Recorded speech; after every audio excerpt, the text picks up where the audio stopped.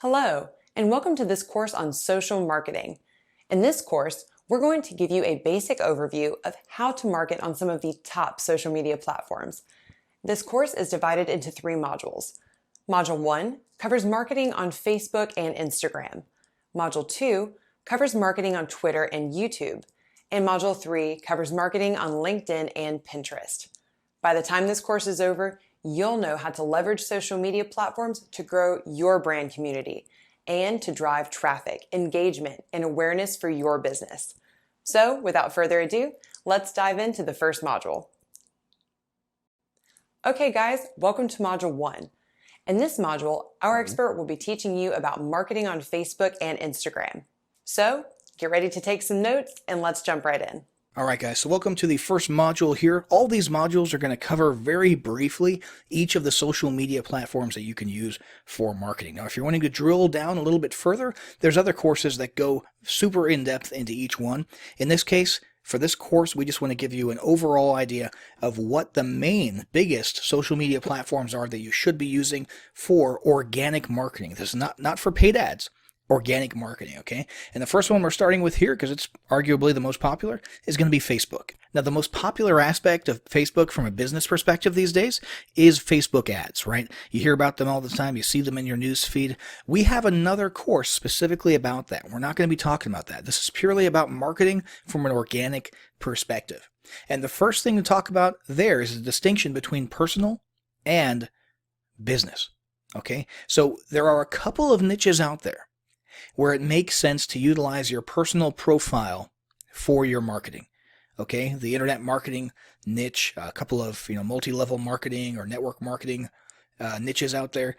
But for the vast majority of you, you're not going to be doing that. Okay, 99% of businesses, the owners are not going to be using their personal profile for marketing their business. If you're in a niche like that, the network marketing niche or the internet marketing or the MMO niche, you might have seen people using their personal profiles, maybe saying, hey, comment below, or write info in the comments below if you want the secret to XYZ, right? And then they follow up with a private message. Okay, you've seen that enough if you're in that niche that you already know how to do it. It's not really super special. We're not going to focus on it here because, again, it doesn't apply to 99% of businesses. So in this case, we're going to be focusing purely on the business side of things. And the core of that, technically at least, is a Facebook page. Now, here's the deal with pages.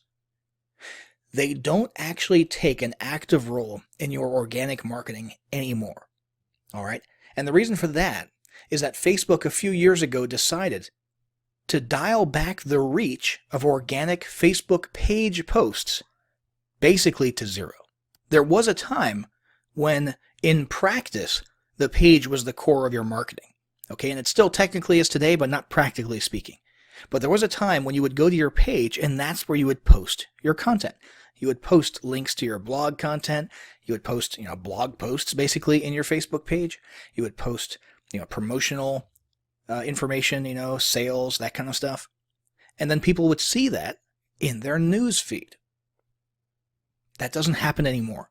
All right. Now, I don't mean literally 0, but basically it's 0. 0 reach, 0 organic reach for your posts.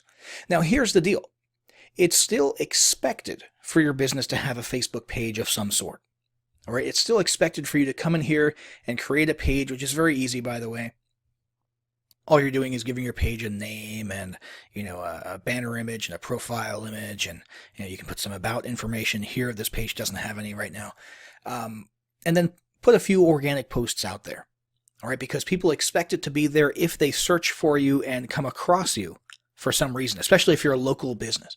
And it's kind of like, and I know this sounds silly, but it's kind of like that guest bathroom in your home that you keep stocked with a towel that nobody in the house is allowed to use when guests are not around.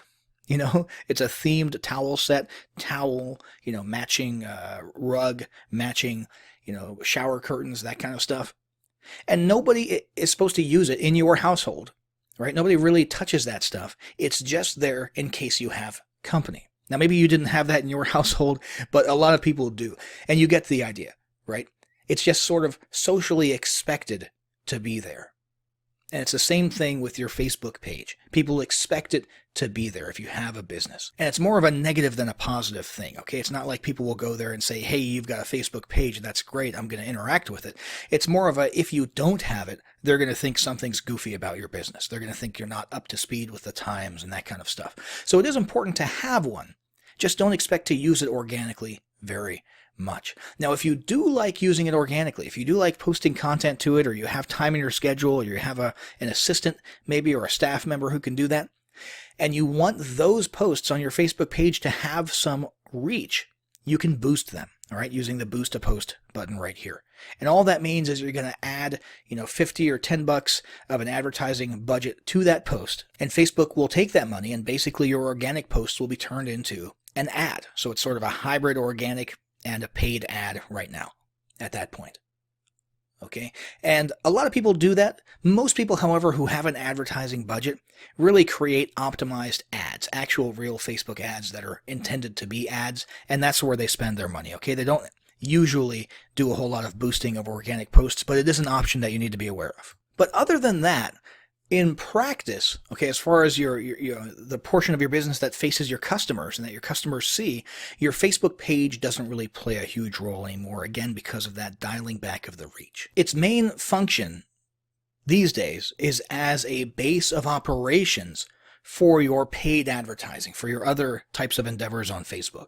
Okay, namely, every Facebook ad that you create, every paid ad campaign, is going to have your page linked to it, or rather it will be linked to your page. So when people see the ad and they look at the profile image and the name of the author of the ad, it's going to be your Facebook page. Okay, so in this case, if we were to put out some paid ads, it would be Coin Experts that people would be seeing in those paid ads. All right, so that's a sense in which it's sort of, your paid advertising is anchored to your page, and therefore the page has to at least exist. Okay, even if you don't have any content on it. The other is Facebook Messenger advertising, okay, where you actually utilize Facebook Messenger as an autoresponder service or a broadcast service, kind of like email marketing, but inside of little chat boxes, okay? And that's a whole nother can of beans that we can have another course on, okay, if we wanted to. And we're not going to discuss it here because we're purely talking about organic marketing. But just know that when it comes to paid ads and messenger bots and that type of stuff, your page acts as a base of operations for those, and those are all linked to the page. Now, if this course is not going to go into those other things like paid advertising, and your page has no organic use or organic reach, then what are we going to talk about here? The answer is Facebook groups. Facebook groups are the new organic marketing on Facebook. Facebook loves groups, and Facebook has determined that people on Facebook love their groups. All right. So the idea here is when people were getting posts in their newsfeed from Facebook pages, business pages, it was sort of a one-way conversation. Okay, people felt like they were being talked at. All right. And frankly, it was getting a little bit cluttered. Okay, the user experience, as far as Facebook was concerned, was going down. They didn't want that to happen. They didn't want people being advertised to in their newsfeed in an organic way, especially, there's two sides of this, especially if Facebook wasn't getting any money for it. So, dual purpose here, they dialed back the reach of organic Facebook pages because users weren't exactly enjoying having so many of those posts in their newsfeed. And the other effect of that is if people want to get in people's newsfeeds with business stuff, with advertising and marketing, they basically have to pay for it. Okay, so Facebook's ad revenue goes up, or the revenue from serving ads goes up. Okay. Anyway, the reason doesn't really matter. The fact is, what Facebook did decide that they liked was group posts. Okay, Facebook groups are not like pages. Facebook groups are not a one-way conversation. It's a two-way conversation. It's a multifaceted conversation. People willingly join groups, and they enjoy interacting in multiple directions inside of those groups. They collaborate. They talk back and forth. Okay, they enjoy the content. It has to do with hobbies and other areas of interests. And so Facebook determined that users liked seeing those posts in their newsfeed, and therefore the new engine for organic Facebook marketing is Facebook groups. So we've got a group here which is about homeschooling. Okay, this is the homeschooling niche.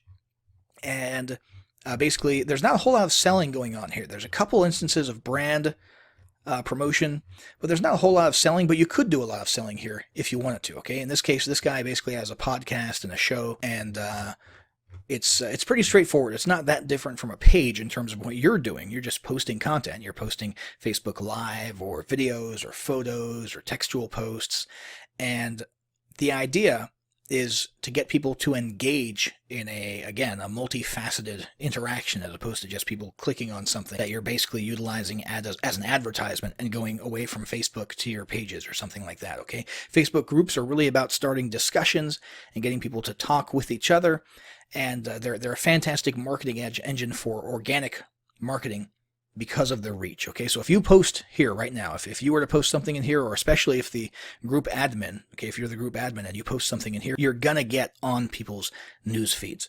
Okay, it's gonna happen. And so the way you need to think about this now is basically the same way you would think of an email autoresponder. Not in terms of the effect, okay, because an email autoresponder is a one-way conversation, but in terms of the responsibility on your part. You really need to be posting regularly, just like you would broadcast to an email list regularly, because you don't want them to forget that you exist and lose your interactions and your open rates. Same thing applies for a Facebook group. You really need to be promoting, or not promoting, but posting to it at least regularly, and getting that conversation happening for two reasons. Number one, people will forget about you and lose interest, okay, just psychologically.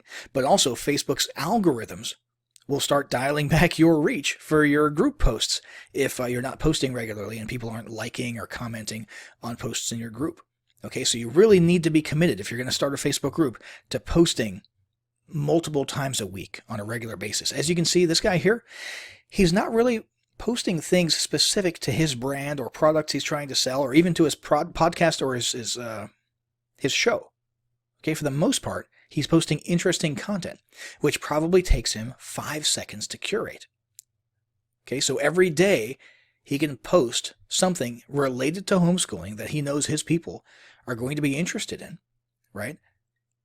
Usually news stuff. Up here you had from the Homeschool Legal Defense Association, HSLDA, an important tip for people who are homeschooling, and so on and so forth. And every once in a while, you'll see an actual post that might have something to do with his business, okay, or his brand, designed to bring people somewhere else to consume his content, or perhaps buy a product or service.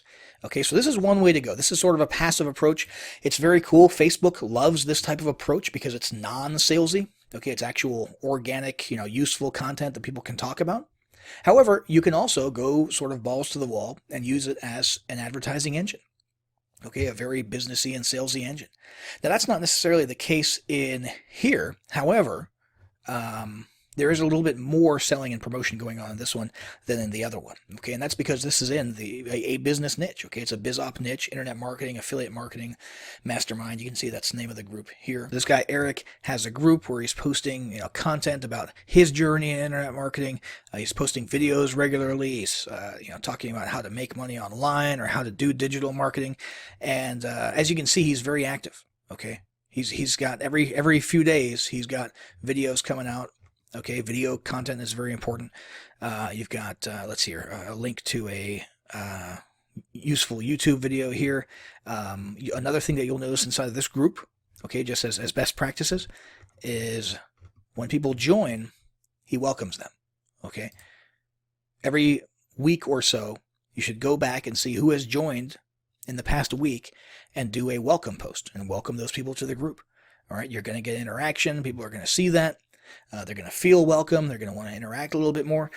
And you've got the actual promotional stuff here as well. Okay, so if you go to this one, you'll see, this is a promotion for some type of a digital marketing service. Okay, same thing here. This is a recommended product, right? We've got down here, let's see. This actually links to a YouTube video. Let's see here. We've got, this one is a video that links to, looks like a lead magnet. We've got another one here for a product called ChatterPal. Okay, so that's probably a cloaked link or a link to a blog post, right? Where a pitch is made, and then he gets affiliate credit when he makes that. So you can do this. I mean, this is pretty easy. If you have a webcam, you can do a lot of the video content like Eric does here, and you're doing basically a mix of useful content, blog type stuff. I mean, the same type of stuff that you would see in a blog, and some actual active marketing and advertising of your business or affiliate marketing of other people's businesses as well here inside of a Facebook group. And again, the big thing here is because it's a group, because of Facebook's algorithms and the way they feel about things, your posts inside of a Facebook group will get noticed. And this is the new form of organic marketing inside of Facebook. Okay? So that should be pretty straightforward. If you're going to do Facebook marketing organically, use a group, not a page. Don't mess with pages. Only use those as a base of operation for your paid ads and messenger bots and that sort of stuff. Now, the next thing I want to talk about is Instagram. Instagram is taking over the organic marketing scene. It is what Facebook pages used to be, basically, as far as how powerful it is, the reach, the importance of it. Instagram is huge, and having an actual active large audience of followers on Instagram is incredibly powerful. Now, organic marketing on Instagram is not about blogging. Okay, it's not about textual stuff or text-heavy stuff. It's all about multimedia. Okay, it's all about video and photos. Okay, you can live stream some video. You can post video that you recorded on your phone. You can post pictures. It can be sort of personal brand stuff, photos of yourself or photos of things related to your hobbies or stock images, as long as it's visual. Okay, that's the main thing with Instagram. It doesn't really matter what it is as long as it's visual. So the reach of these organic posts is fantastic. And it's because, since it's a multimedia-centered platform, photos and videos, people interact and take interest much more. It's just natural. Okay, so it's natural that Instagram would work so well. All right, that's kind of how we're hardwired. When we see something that's visual that we enjoy seeing, which is another reason that, with your personal profile and Facebook groups, Facebook algorithms give a lot of reach to photos and videos and Facebook Lives. Same thing applies here in Instagram, except in Instagram, that's all there is. It's all visual stuff, okay? So let's do a quick, brief overview of the different aspects to the Instagram experience. This is your news feed, right? You've seen this before. Right now we're working with a profile that's, as you can tell, interested in classical music, okay? Instruments and so on and so forth. All right, the next thing here is going to be the Explore button, which is where you can see recommended stuff, like recommended personalities or influencers to follow, or recommended content that Instagram, based on its algorithms, thinks you might be interested in. The next tab over is going to be your notifications. All right, this will tell you who's following you and who's not following you, and things that are posted and interaction with your posts, that type of stuff. And then we've got the actual account itself. And in this case, it'll show you your posts. There's no posts in this account yet. You've got Instagram TV, where you can actually start sharing vertical videos with your Instagram followers. You've got the saved area here in case you've bookmarked photos and videos that you want to see sometime later. And you've got tagging. Now, you've probably seen this in Facebook, right? Where if you're tagged in a photo, you'll get notified and you can actually see what photos you've been tagged in, facial recognition, that kind of stuff. That's what's handled right here. And if you were utilizing this account for business, right here, you can actually have a little bit of about us stuff with a link to your website. Okay, so you can actually have a little bit of organic traffic going to your website from your profile, but probably not a lot. Okay, it's really about the posts, all right, the content that you're posting and the calls to action that you use in those posts. Now, the thing with Instagram, it's a social network, right? It's a social platform. However, and more importantly, it's first and foremost a mobile app. Okay, so if you want to actually utilize it, okay, you can consume a little bit from the website inside of a browser. Okay, but if you want to actually utilize it and post things, you've got to do it on the mobile app, which you can download for the App Store or on the Android Google Play Store.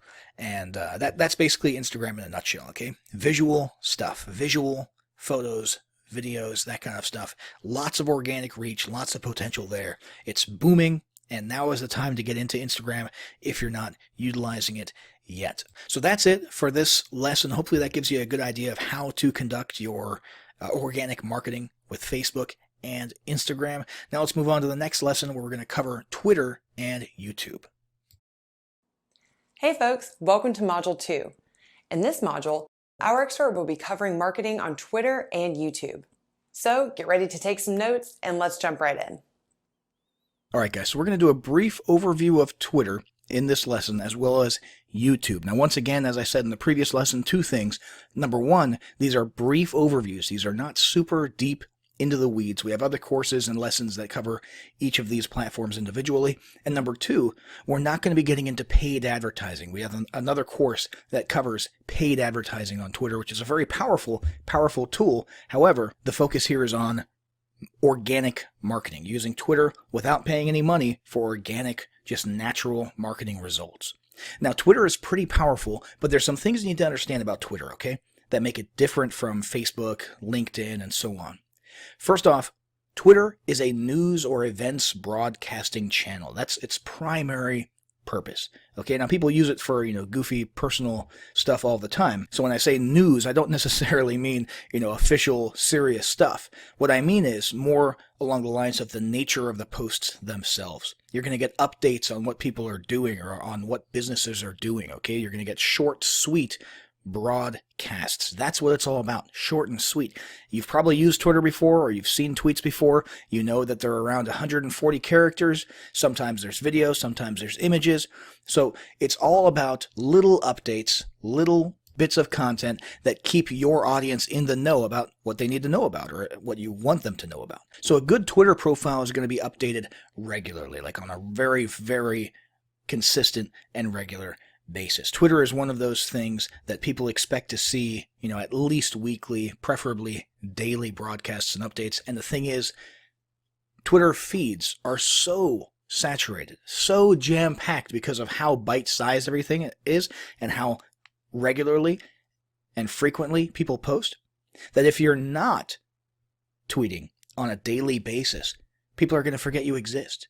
So the only way to make sure that your stuff is seen by your audience is to make sure that you are operating at a pretty high frequency yourself. So when you post to Twitter, you can expect interaction in the form of replies to your tweets, likes, and retweets. That's primarily where you're going to be seen. Now, if you're thinking, I don't really have the type of business that has, multiple times per day or, even every day broadcast-worthy stuff, what you can do is utilize Twitter as a platform where you're sort of saying, hey, look, and you're bringing people's attention to content published elsewhere. Okay, and it doesn't even have to be content that's published to that day. Let's say you have a blog and you publish a post. Twitter can just be the place where you tweet with an image saying, hey, check out our latest blog post. Okay, or you have a Facebook post. Boom, send people there.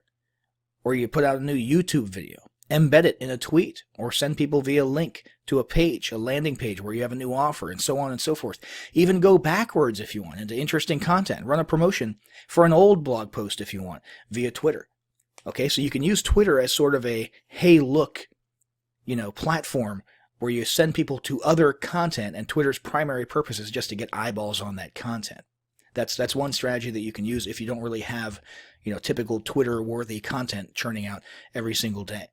So there's some important stats that you want to monitor on Twitter. Obviously, you want to increase your followers. That's the most obvious thing.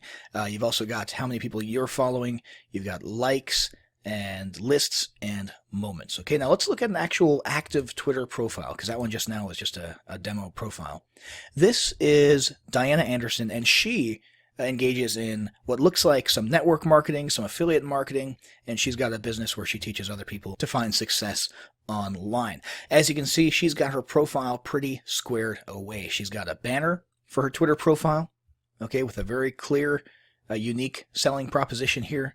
She's got some hashtags, okay, that'll bring her some more organic traffic.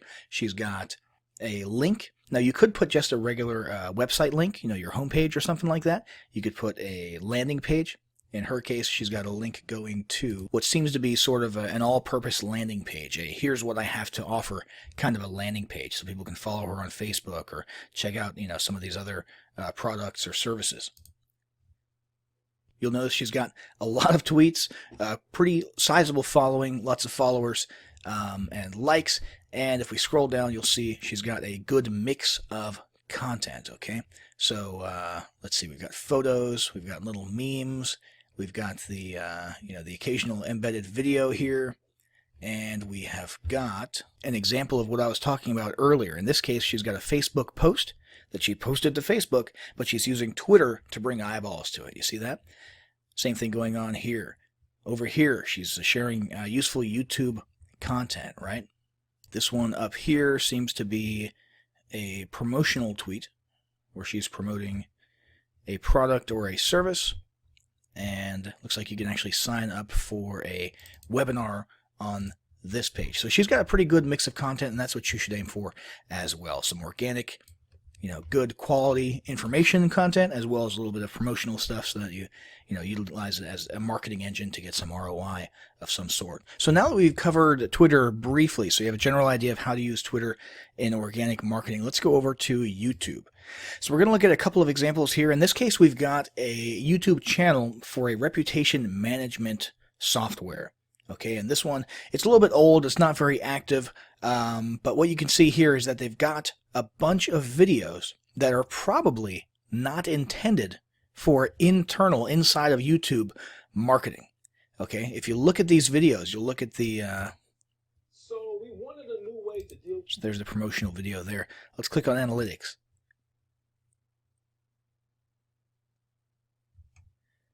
You'll notice there's not a whole lot going on in the way of likes or comments on these videos, okay?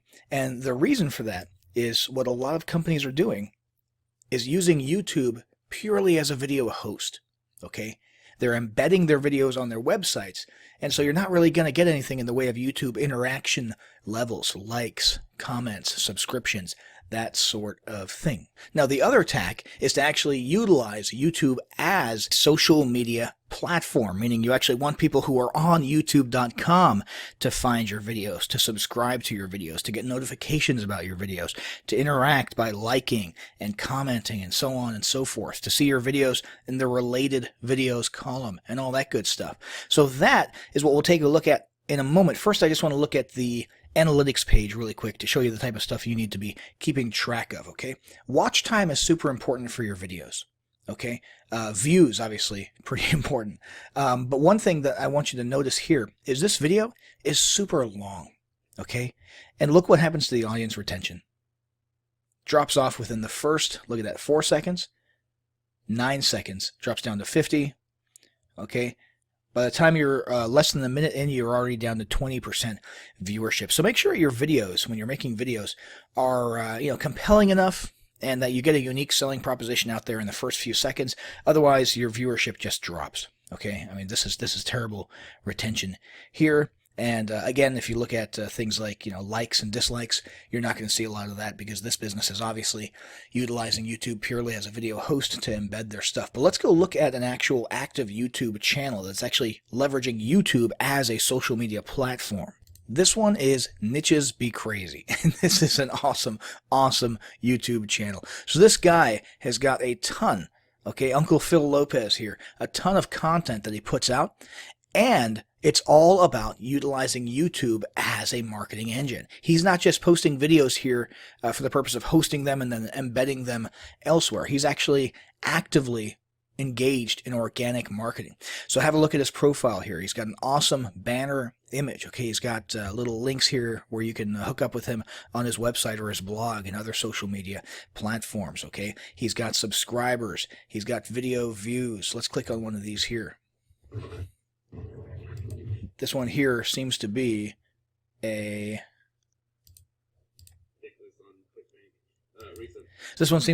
review video for some type of a product, and the product's called Affiliate Oracle by Adam Payne. And basically, what you're going to encounter, maybe not initially, but what you'll eventually encounter here is an affiliate link. So if we click on that, we'll come over here to the review. And I don't know if this is a good or a bad review, but clearly you've got a buy button here. And if you look down in the bottom left corner, that's a pay Kickstart link. So it's an affiliate link. So he's engaged in affiliate marketing, right? And he's getting traffic to his YouTube videos, 115 views there just in the last week. And he is leveraging YouTube itself as a marketing engine. As you can see, he's got comments here. So he's got likes, he's got views, and he's got comments happening, interaction happening. Okay, thanks for the review, etc. Thanks for the good review, Uncle Phil, etc. So this guy's got an actual audience. Okay, he's got actual. I'm going to change that frame so it doesn't look like he's picking his nose there. But I think you'll also notice he's branded himself. That's huge in YouTube marketing. Watch this.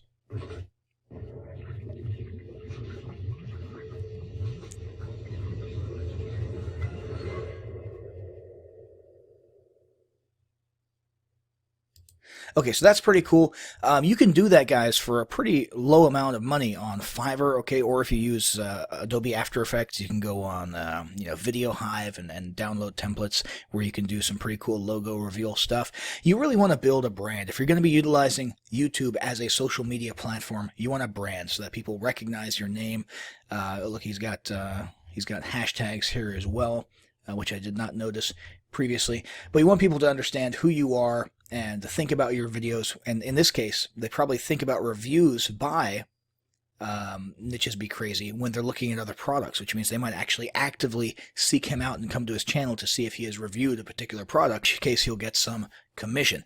Now, let's have a look at another video here. This looks like it was a live stream.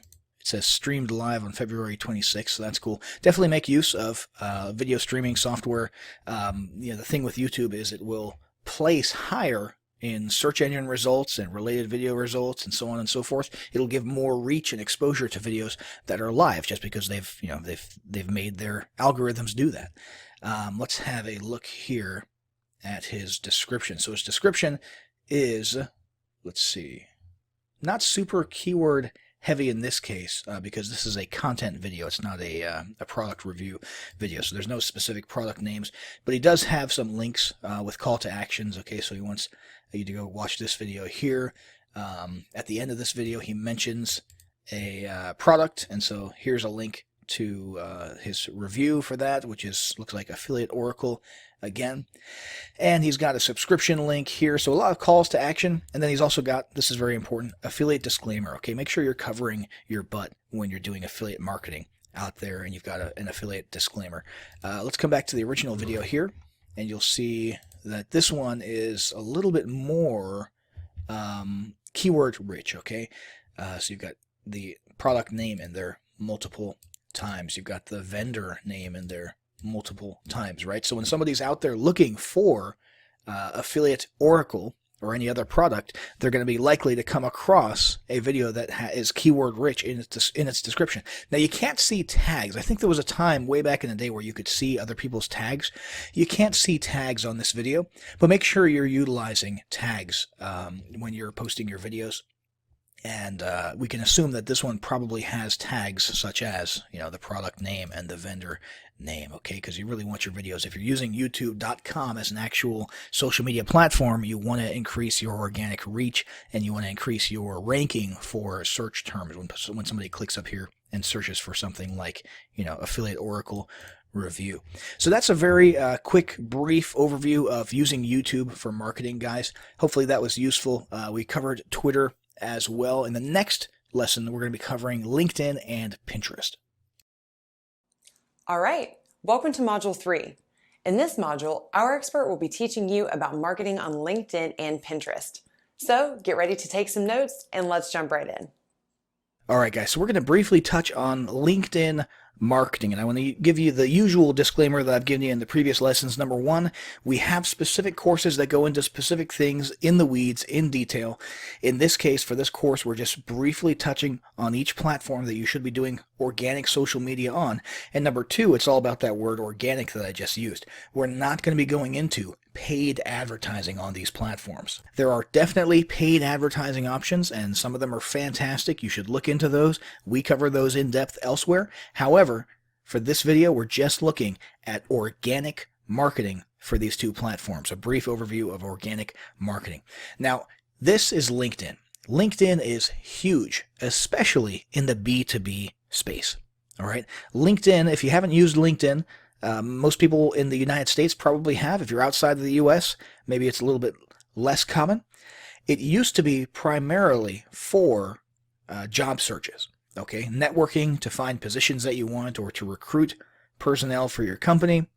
And then it grew into this huge B2B space, and it's also grown into a big network marketing space, okay? So there's a lot of B2B and network marketing potential here. Not so much, just random, niche marketing for, the fitness niche or this, that, and the other thing. It's mainly the B2B space, not business to consumer. And you'll notice it's very professional. Okay, you're not going to be posting crap like you do on Facebook here. Okay, you're not going to be posting, updates about your day and how things are going, or jokes, or a bunch of funny memes. All right, there can be a little bit of humor, but generally speaking, LinkedIn is a little bit more professional. Okay, if you were going into a corporate setting, to go do your job, you would act on LinkedIn as you would in that situation. Okay, now there's a couple of different methods for marketing on LinkedIn. Number one is passive, and that just means having an excellent profile. So we're looking at Graham Arrington here. Graham Arrington is a business/life coach who basically helps people who are super overwhelmed, overworked. You've got basically a description here that describes everything that he says. Anybody who comes and finds Graham immediately knows what it is that he's offering. Okay, they understand that he's offering to help them reduce their anxiety, get their life back. I mean, look at that USP there. Get your life back. It's right there in his banner and right here. So overworked business owners, overworked C-level executives, overworked, anybody, okay, who needs some help getting their life under control, their time managed, reducing their anxiety. It's all right here. And he's also got some testimonials here from other people. So he's making excellent use of the real estate that LinkedIn has given him inside of his profile to make it very clear what he's offering, and he's offering something pretty substantial, and that's, you can imagine, is in pretty high demand. In addition to his summary, he's also got his skills and endorsement section. He's got experience and education. These are really big if you're going for a job, okay? If the business that you're conducting, if you're conducting, for example, a B2B business, has nothing to do with the old jobs that you used to hold, you don't need to stick those here, okay? And as you can see, his education and experience areas are pretty slim, specifically the experience area is pretty slim, because that's why he's on LinkedIn, okay, to market his Life Plus coaching business. He's not here to tell employers about the fact that he was a low-level manager at a Wendy's restaurant 12 years ago or something like that. So you will see that if people are coming on LinkedIn specifically to market their existing business, you'll see that some of the stuff down here seems pretty bare bones, and that's why. Okay, now the other area of marketing on LinkedIn is groups. Groups are huge in LinkedIn. So we're going to take a look at a group here. This is the Omaha Empowerment Breakfast Group. Okay, and you have, if you're doing B2B stuff, you have local chamber of commerce or, business owner get together kind of stuff in your city. All you have to do is look it up right here in the search bar. Okay, look it up in the search bar and you'll find your version of this kind of stuff where business owners get together and network inside. They post about events, upcoming, they're talking about a March Empowerment Breakfast. They're talking about some type of training that's occurring over here. So these are groups on LinkedIn where you have people who are usual. I mean, it depends on your audience, but if you're in the B2B space, that you have people who are sort of decision makers, okay, executives, CEOs, chief marketing officers, etc., who are actual, action takers and are looking for B2B solutions. That they're in this group, and these groups are a great way to sort of network a little bit, get yourself out there, get your brand out there, and also you can even create your own group. Okay, now that's a whole another can of worms, but creating your own group is a great way to have yet another marketing apparatus in addition to your email list, in addition to, your Facebook following, your Twitter following, your Facebook groups. Having a LinkedIn group is a great way to get a very specific type of people who are in a very specific mode of thinking, which is, again, the business to business mode of thinking. And again, I keep talking about B2B, but LinkedIn is also very useful for network marketing as well. If you're doing network marketing or, multi-level marketing and you're just trying to grow your following as big as possible, LinkedIn can be used for that. The next one we're going to take a look at and do a brief overview of is Pinterest. Now, the Pinterest overview is going to be pretty short because it's pretty straightforward. Pinterest is all about images, linking, bookmarking, or rather pinning images. Okay, so if you're going for organic, I should mention Pinterest also has some paid advertising. Okay, and you should check out those options, and we can cover those elsewhere. However, this is all about organic marketing, and Pinterest is all about visuals. Now, it is true that Pinterest is mostly a female-led social media platform. Okay, however, over the last few years, that's been changing quite a bit. The male usage of Pinterest has grown quite a bit. So if you have a male-dominant audience, don't feel scared about doing some marketing on Pinterest, okay, because that is growing. However, the big thing to keep in mind is it's all about visuals. It's all about images. So you're going throughout the web, and so let's say a consumer who is not running a business, what they would do is they would go throughout the web, and if they saw something that interested them and they wanted to share with other people, they would pin it to one of their boards. Okay, they would pin that. So, hey, here's a cool CD that I just bought, or that I'm thinking about buying, or what do you guys think about this? He would pin it. Make sense? In the case of a business owner, what you're doing is pinning your stuff with your web properties. Now, you should also do some, non-salesy content marketing. Okay, hey, here's an interesting article from so-and-so and such and such. That's fine.